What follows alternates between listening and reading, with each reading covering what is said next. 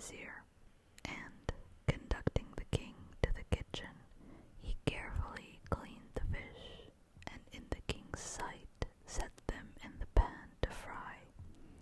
When they were cooked on one side, he turned them immediately. The kitchen wall opened, and through it entered, as ugly as a great buffalo or one of the giants of the tribe of Had. He carried a green branch in his hand and said in a distinct and terrible voice, "Fish, fish, are you faithful?"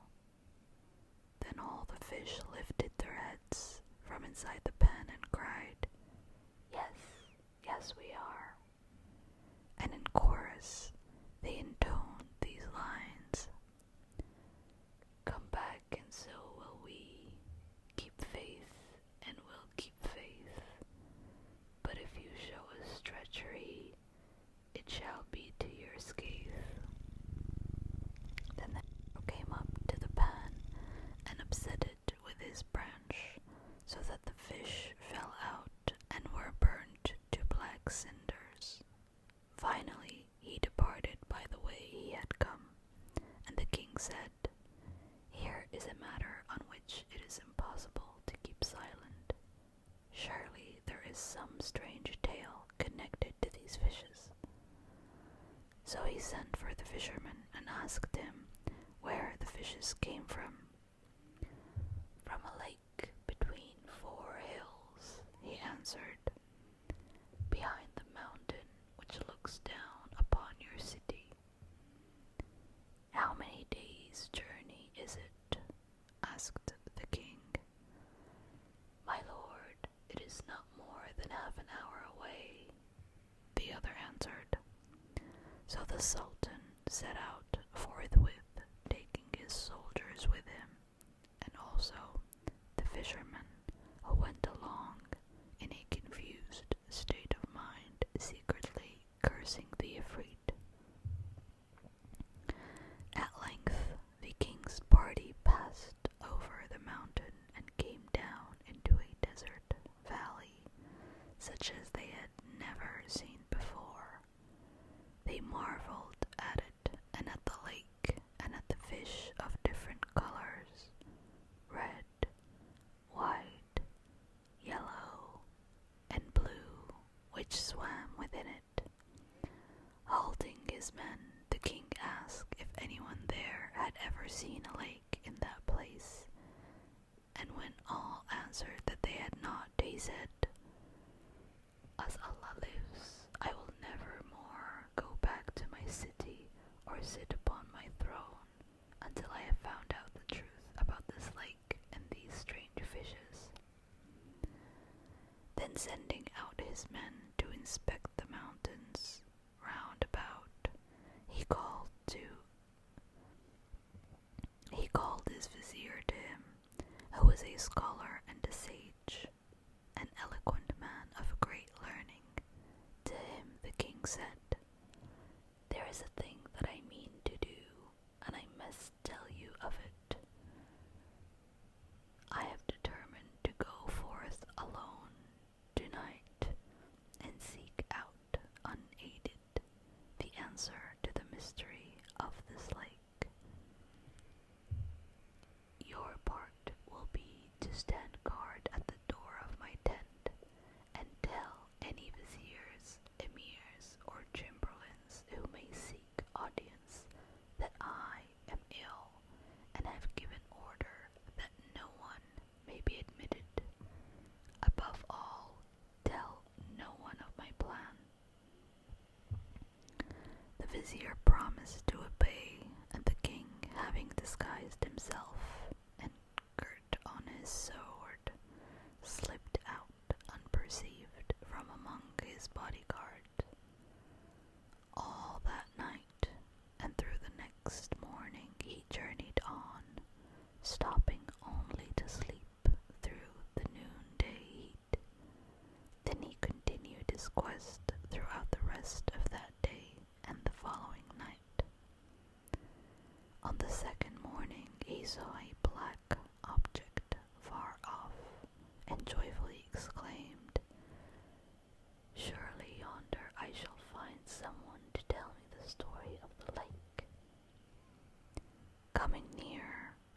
saw that the thing was a palace built all of black stones, fastened together with great clamps of steel.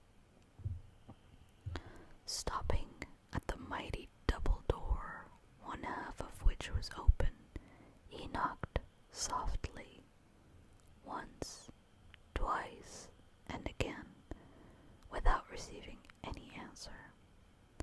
The fourth time he knocked with great violence, and still no one came. So, supposing the palace to be deserted, he plucked up his courage and entered. "O masters of this place, I am a stranger, a wayfarer, and I come to ask a little refreshment in my journey." He repeated this twice more, and getting no reply, became emboldened to go along the corridor as far as the very center of the palace. Here he found no one, although all the place was splendid with star-wrought tapestries, and in the middle of the inner court, 4 lions of red gold held up a fountain, spraying so fair a water that it had the appearance of diamonds and white pearls. About the court were many birds which could not fly away because of a great golden net stretched above the palace. The king marveled at all these things, and yet he grieved in his heart to find no one there who could explain the riddle of the lake, the mountain, the fish, and the palace. Soon he sat down between 2 of the doors in a profound reverie, which was suddenly cut short by a feeble voice of complaint, rising, it seemed, from a surcharged heart. He heard these lines sung in a sweet whisper: "I could not keep love down. He rose and pinned my sleepy eyes awake. He crept into my voice and made it break my heart and made it ache. I could not keep love down. He rose and lighted fires within my brain, and all the waters of the world are vain to put them out again." Moving towards the sound of the slow planing, the king found a door covered by a curtain. Lifting the curtain, he saw a young man lying upon his elbow on a great bed in a mighty hall. He was fair and supple, dowered with the very voice of music. His brow was like a flower, and his cheeks like the flowers of roses. Also, on one of those cheeks there lay a mole, like a fragment of black amber. The poet has said, "Sweet and slim is the boy, with hair of shadows paling the night, and a brow of light, making the stars seem gray. My eyes have turned his way, and found a joy, of which I dare not speak, in a nut-brown beauty spot, which he has got below his dark eye on his rose-leaf cheek." The king rejoiced at the sight of the young man and said to him, "Peace be with you." But the youth, who wore a robe of gold-embroidered silk, did not move from his position on the bed, and it was with great sorrow, both of voice and feature, that he greeted the king, saying, "Excuse me, my lord, for not rising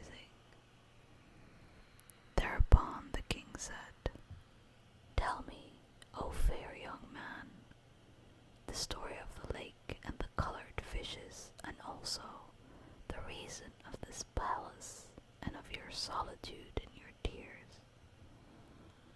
At these words, the youth wept even more sorrowfully and answered, "What is there in the evil fate that has come upon me that I should not weep?" So saying, he moved his thin hand towards the skirts of his garments and lifted them away from his body. Then the king saw that the lower half of this youth was all of marble, while the upper half of his body, from his navel to the hair upon his head, remained that of a man. As he stood there astonished, the young man said to him, "You must know, my lord, that the tale of the fishes is indeed a strange tale, were it written with a bodkin on the inner corner of an eye, yet would it be a lesson for a man of mind." And the youth told the story, the tale of the young man and the fishes. "Know, my lord, that my father was the king of a city which you see not, and yet it was here. His name was Mahmud, and he was master of the Black Isles, which are now 4 mountains.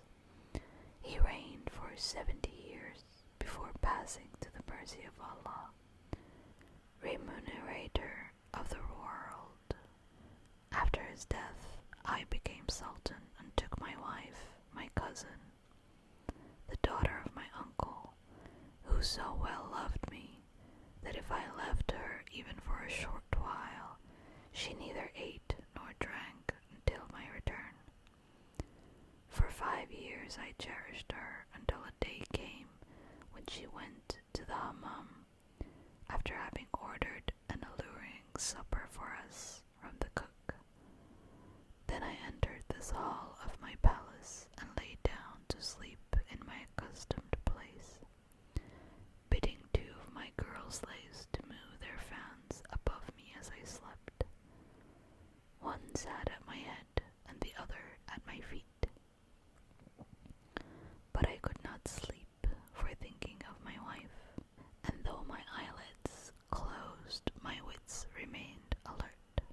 Thus it was that I heard the slave at my head say to the other at my feet, "How ill-starred is the youth of our poor lord Masouda.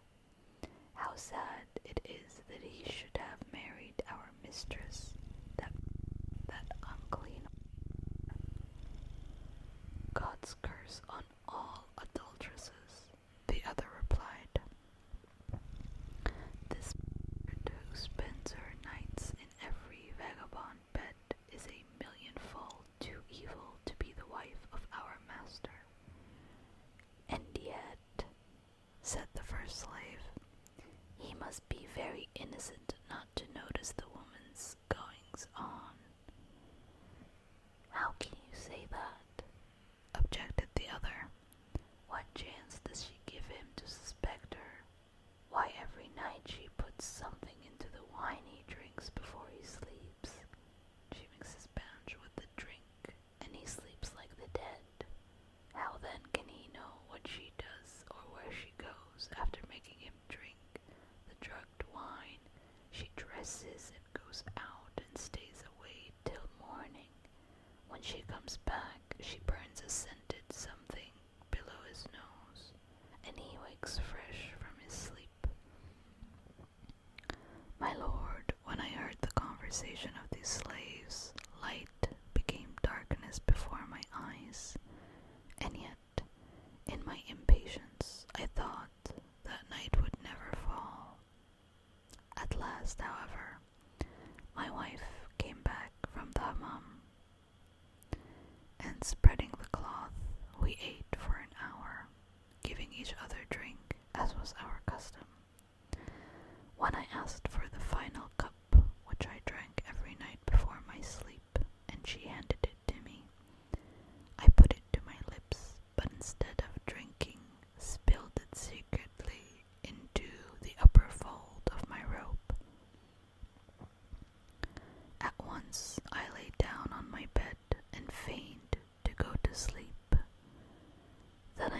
her, saying, "Sleep, you devil, sleep and never wake. As Allah lives, I hate you. Yes, every inch of you, and my soul sickens when you are near."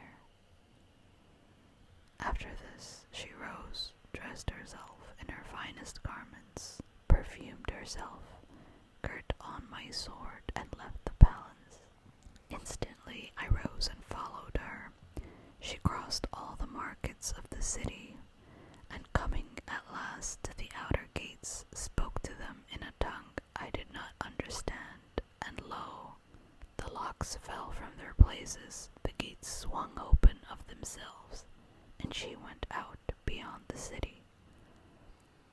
I followed her, unnoticed, till she came to certain mounds formed by the heaping up of refuse, in the middle of which was a round house built of dry mud, and topped by a dome of the same. This place she entered by a door, and I, climbing up into the balcony of the dome, lay still to watch. I saw her enter below into the room of a hideous, whose upper lip was like the lid of a stew pot, and his lower lip like the stew pot itself. Great, pendulous lips they were, that could have sorted pebbles from the sand of the floor. He was rotten with disease and lay on a heap of refuse of sugar cane. Seeing him, my wife, the daughter of my uncle, kissed the earth between his hands, and he, lifting up his head, addressed her thus: "Curse you, why are you so late? I have had other black men here drinking wine and having their girls, but I had not the heart to drink because you were not here. Master, darling of my heart, do you not know that I am now married to my cousin, the son of my uncle, that I hate the least detail of his face, and I am filled with horror to be near him? Ah, if it were not for fear that you would come to harm, I should long ago have destroyed his city from pinnacle to base, leaving but the voices of owls and of crows to be heard in her streets, hurling the stones of her ruin beyond the mountain of Kaf." "You lie," answered, "and I swear to you on the honor and the great virility of black men, on our mighty superiority over all whites, that if you are late once again, after today, I will throw you aside and never lay my body above yours again. Unfaithful, filth, foulest of white girls, you are only late because you have been sating with your lust with someone else." "My lord," continued the prince, "you can believe that when I heard with my own ears this fearful conversation and saw with my own eyes what followed between the two, the world grew very black before my face, and I knew not where I was. Then my wife, my cousin, wept in terrible humility before it, saying, 'Lover, fruit of my heart, there is none but you, dear boy, dear light of life, send me not away.' When at last he pardoned her because of her weeping, she was filled with joy, and rising, took off all her clothes, even to her petticoat trousers, and stood before him quite naked. Then she said, 'Master, have you no refreshments for your slave?' 'Look in the pot,' answered the other. 'You will find a stew of rat's bones, and there is some beer in the jerry, which you may drink, she had eaten and drunken, she washed her hands and came and lay with the knee on the bed of trash. She was naked and cuddled against him under the unclean rags. When I saw this, I could contain myself no longer. Jumping from the dome, I rushed into the room and snatched the sword which my wife was carrying, determined to kill them both. First, I slashed the arrow across his neck and thought that I had killed him. At this point, Shahrazad saw the approach of morning and discreetly fell silent. When day had come, King Shahryar entered his hall of justice, and the diwan sat until nightfall. Then the king returned to his palace, and Dunyazad said to her sister, "I pray you go on with your story.